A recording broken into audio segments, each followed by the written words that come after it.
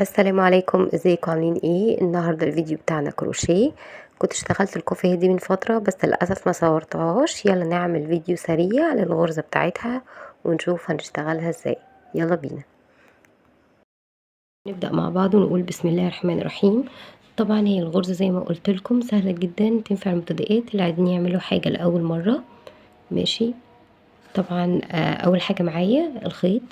هنستخدم خيط متوسط السمك او سميك. لو سميك هنستخدم بكرة واحدة، لو متوسط سمك زي ده هنستخدم فتلتين، يعني هشتغل بفتلتين من بكرتين. تمام. ونستخدم ابرة تخينة، يعني هستخدم ابرة رقم 9. تمام. ونبدأ هنستخدم فتلة من هنا وفتلة من هنا زي ما قلنا، ونشتغل بالخيطين مع بعض. طبعا لو عندكم خيط سميك او ماكسي بتستخدموا ايه بكرة واحدة بس. هنبدأ مع بعض واوريكم هنشتغلها ازاي. هي سهله جدا وبسيطه قوي، ما فيهاش اي حاجه. هنعمل اول حاجه عندي بدايه الخيط اهو، شايفين؟ هنعمل عقده البدايه بالشكل ده، شايفينها كده؟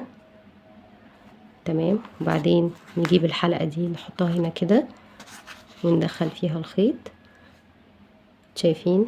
دي الحلقه اللي انا عملتها. الخيط اهو، حطيت الخيط في الحلقه وبعدين امرر الابره تحت الخيط. تمام. واشد الخيطين مع بعض كده. انا عملت عقدة البداية بتاعتي.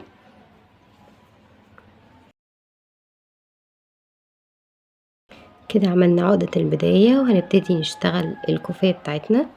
بصوا كده حاجة مهمة، احنا بنشتغل الكوفية دي بالطول مش بالعرض. يعني هنشتغل عدد سلاسل لحد ما نوصل للطول بتاع الكوفية اللي احنا عايزينه.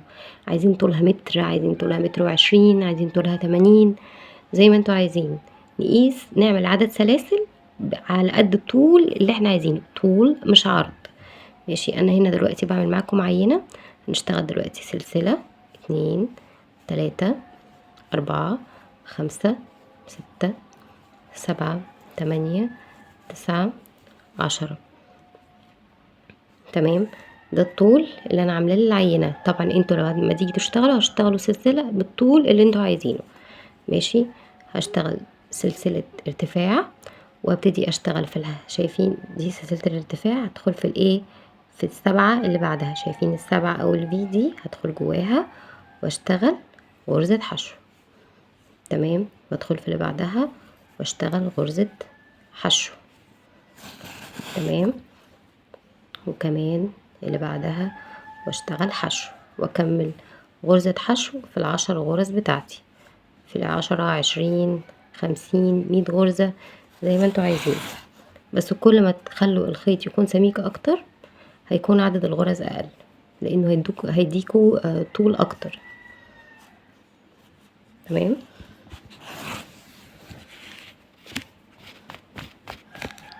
وهكمل لحد ما اوصل ايه عند بداية السطر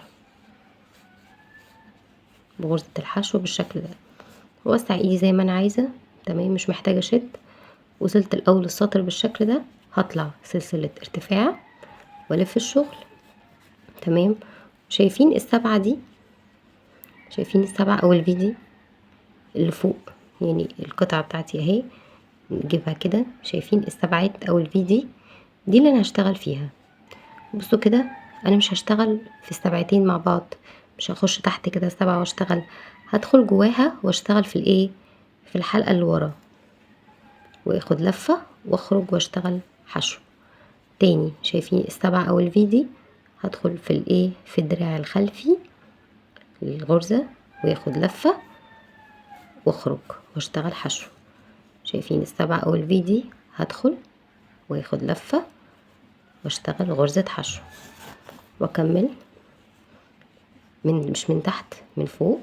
السبعة او الفي دي هدخل في الدراع الخلفي وياخد لفة واشتغل غرزة حشو، واكرر السبعة دي هدخل جواها واشتغل غرزة حشو بالشكل ده في الحلقة الخلفية. تمام. لحد ما اوصل عند بداية السطر، وده السطر الوحيد بتاعي، يعني انا مش هشتغل حاجة تانية. نفس السطر ده هكرره، دي اخر سبعة معايا اهي في السطر، هشتغلها حشو. تمام. وبعدين هطلع سلسلة ارتفاع بالشكل ده. هلف الشغل وهكرر تاني. شايفين السبعة دي او الفي، هدخل جواها واشتغل غرزة حشو. كمان مرة السبعة دي او الفي هدخل جواها، شايفينها، هدخل جواها وبشتغل حشو تاني. السبعة اهي او الفي هدخل جواها واشتغل غرزة حشو. تمام. انا باخد الدراع الخلفي مش الامامي. تمام، يعني بشتغل غرزة حشو في الحلقة ايه، في الحلقة الخلفية. هكرر. تمام. السطر بتاعي ده هشتغل حشو في الحلقة الخلفية، سلسلة ارتفاع، وبعدين حشو في الحلقة الخلفية لحد ما اغير ايه، نوصل للطول اللي انا عايزاه. طيب لو حبيت اغير اللون، بغير اللون ازاي؟ بغير اللون في بداية السطر.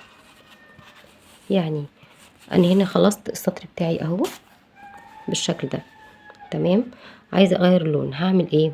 هقطع الخيط. تمام، هقطع الخيط من هنا واجي هنا عند بداية السطر اعمل سلسلة باللون الجديد وابدأ شغل باللون الجديد على طول، واسيب جزء من اللون الجديد للشراشيب. فاهميني؟ يعني اللون الجديد بسيب له جزء في الاول وجزء في الاخر، وكذلك اللون الاصلي. وبعدين في الاخر خالص اظبط الشراشيب وانا بركب، اظبط الايه، الخيط المتساوي. بكرر نفس الغرزة بتاعتي، غرزة حشو في الحلقة الخلفية.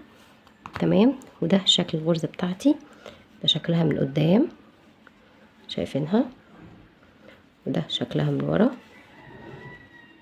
تمام. غرزة شيك جدا وبتدفي قوي. تمام. وعامله زي الزجزاج كده، بتمط شويه، لطيفه جدا. شكلها من قدام شكل، من ورا شكل تاني. تمام، كأنها بوشين، بس شكلها حلو قوي. تنفع الغرزة رجالي اكتر من حريمي. انا عملتها رجالي بس كده. اتمنى يكون الفيديو عجبكم، واتمنى تكون الغرزة لطيفة. اشوفكم فيديو جديد باذن الله. باي.